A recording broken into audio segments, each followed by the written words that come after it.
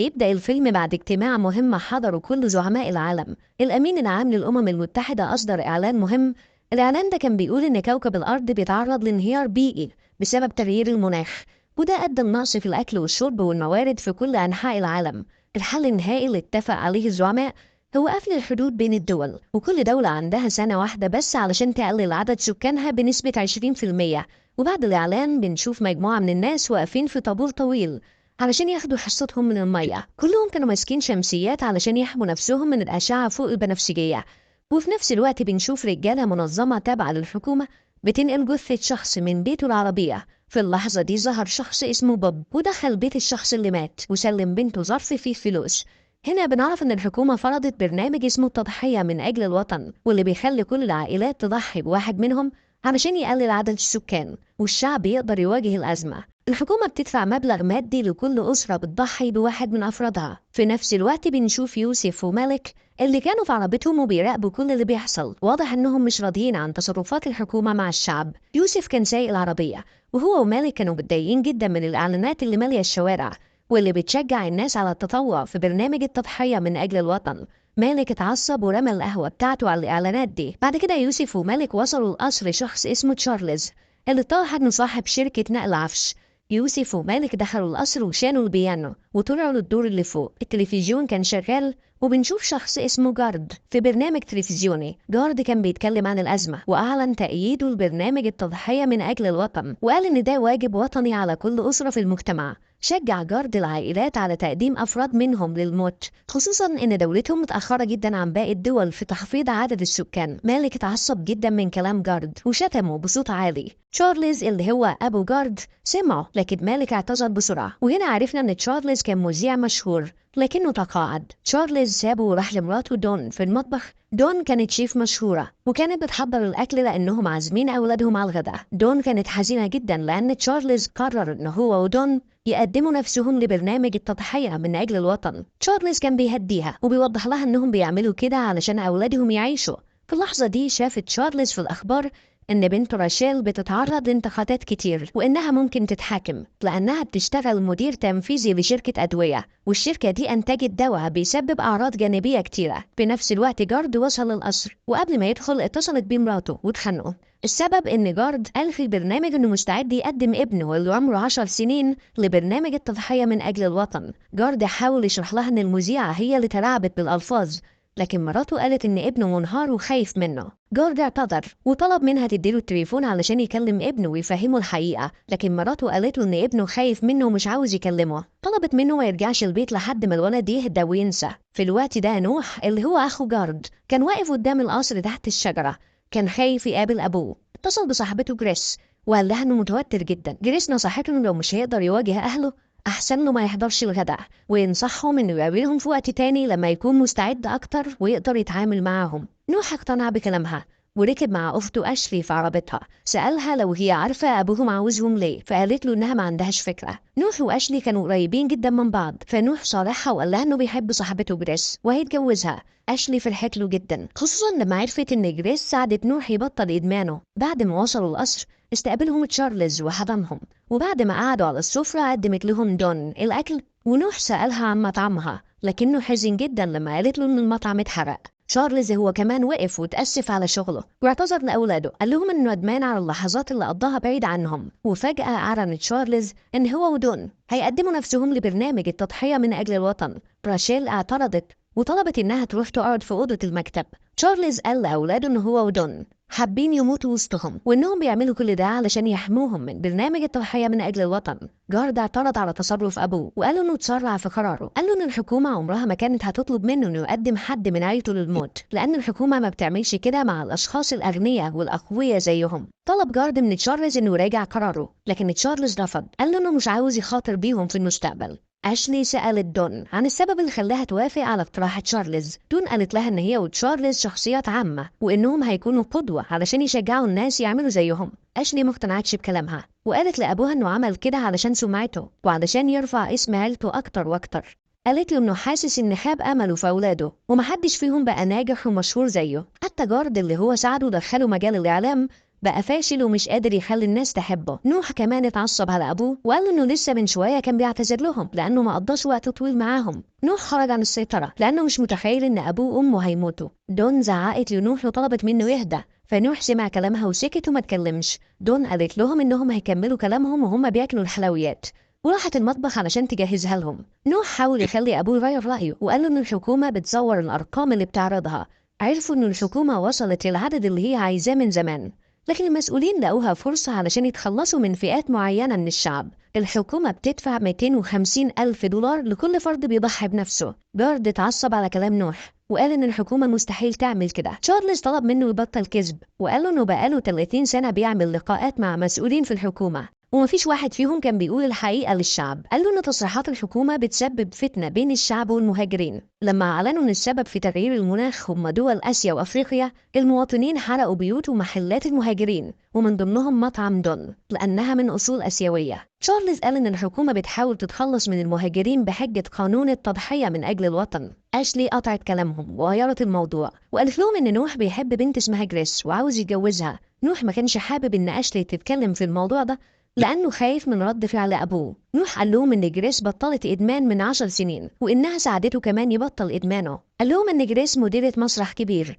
وهو بيشتغل في المسرح ده عازف بيانو. تشارلز بارك لابنه وتمنى له السعادة في حياته. بعد كده قال لهم إنه هيروح يساعد دون في المطبخ، لكنه رجع وهو ماسك الرسالة من دون. كان مصدوم لأن دون قالت إنها مش هتقدر تضحي بنفسها وإنها هتهرب لمكان بعيد ومحدش هيشوفها تاني. كلهم اتصدموا من اللي بيحصل وحست تشارلز بالذنب لأنه أكرهها على الموت وهي وافقت بس علشان ترضيه. الباب خبط وكان بوب جاي علشان ينفذ إجراء الموت لتشارلز ودون. قالوا إنه دون مش موجودة وسألوا لو ممكن يأجل العملية لحد ما يلاقوها. بوب طلب من تشارلز إنهم يتكلموا لوحدهم. أخدوه وراحوا أوضة المكتب. هناك بوب قدم الأوراق لتشارلز وطلب منه يمضي عليها. أول ما تشارلز قرأ الأوراق اتعصب جدا، لكنه كمل في الإجراءات من غير ما نعرف إيه اللي مكتوب في الأوراق.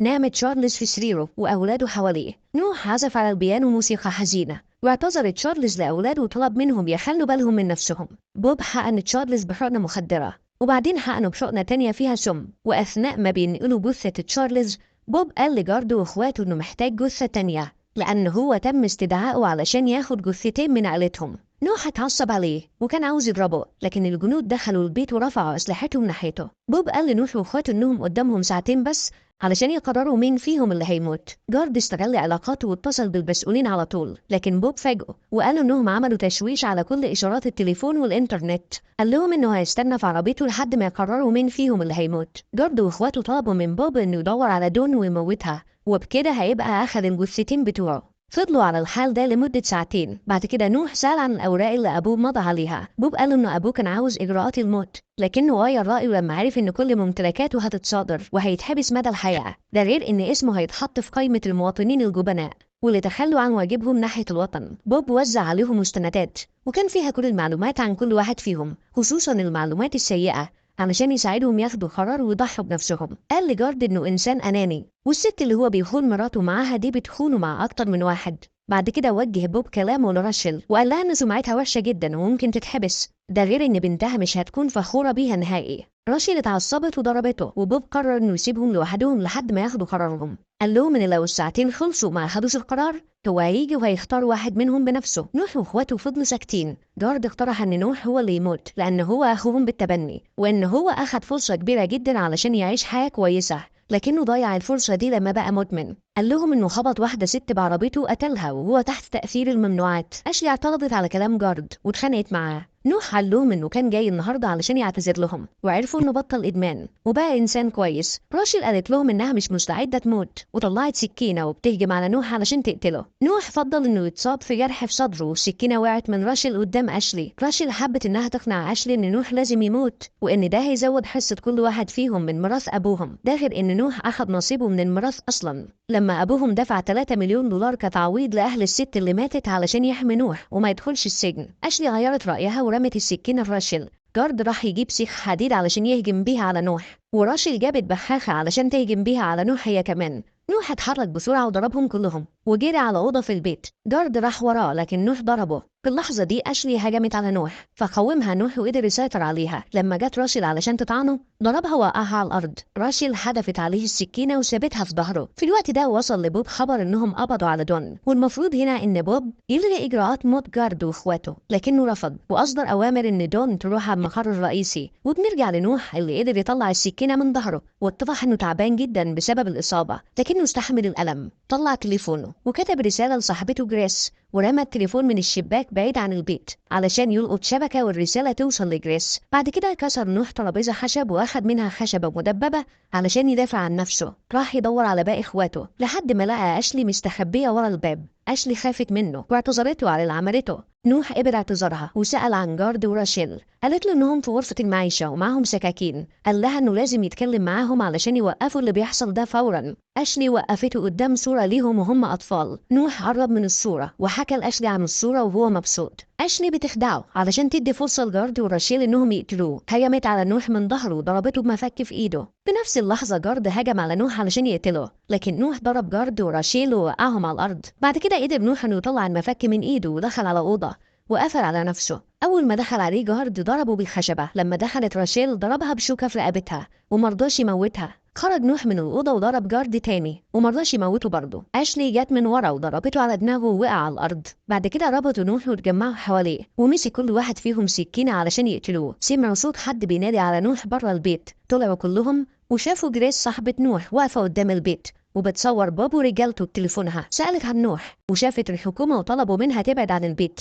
جريس رفضت وكانت عاوزة تطمن على نوح بأي طريقة. جارد واخواته عرفوها ان نوح بخير وطلبوا منها تطلب لهم المساعدة علشان تنقذهم من بوب. واحدة من جنود بوب ضربت جريس بالنار وقتلتها. راشيل قالت لبوب ان هو كده معاه جثتين، فاعتذر بوب على كلامها وعرفها انه لازم ياخد الجثة التانية من عيلتهم. دخلت راشيل مع اخواتها جوه البيت لكنها اتصدمت لما اكتشفوا ان السكاكين اختفت وان نوح مش موجود. في الوقت ده نوح طفى نور البيت كله فجريوا بسرعة على المطبخ وكل واحد فيهم اخد حاجة علشان يدافع عن نفسه. بعد كده بدأوا يدوروا على نوح جوه، لكن أشلي لقيته قدامها وهو ماسك سكينة في إيده وبيهجم عليها. هو ضربها لكنه ما موتهاش. بعد كده ضرب جارد ووقعه على الأرض وهجم نوح على راشيل وطعنها في وشها. رجع لأشلي لكنها بدأت تتكلم مع نوح وقالت له إن هي هتضحي بنفسها. نوح وافق وساب أشلي. جارد قال لهم إن هو اللي هيقدم نفسه للموت لأنه إنسان أناني وعايش حياته كلها ما بيفكرش غير في نفسه بس. نوح قال لهم إن مفيش حد فيهم هيموت وعنده خطة هتنقذهم كلهم.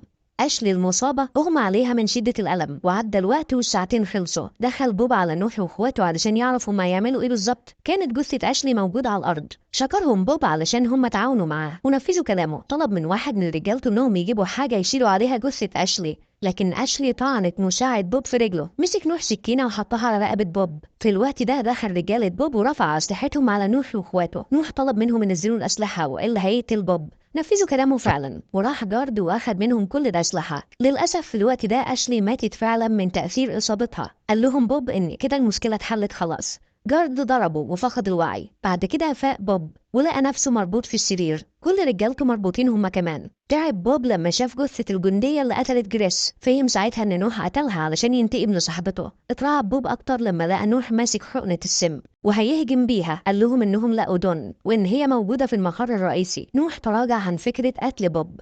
بعد فترة بنشوف نوح في المسرح قاعد بيعزف على البيانو. كانت راشيل وبنتها مايا وجارد وابنه قاعدين وسط الجمهور. كانت دون قاعدة جنبهم وكانوا مستمتعين بعزف نوح على البيانو. في الوقت ده ظهرت النشرة الأسبوعية للمتطوعين وبنعرف فيها إن أشلي وجريس ضحوا بنفسهم.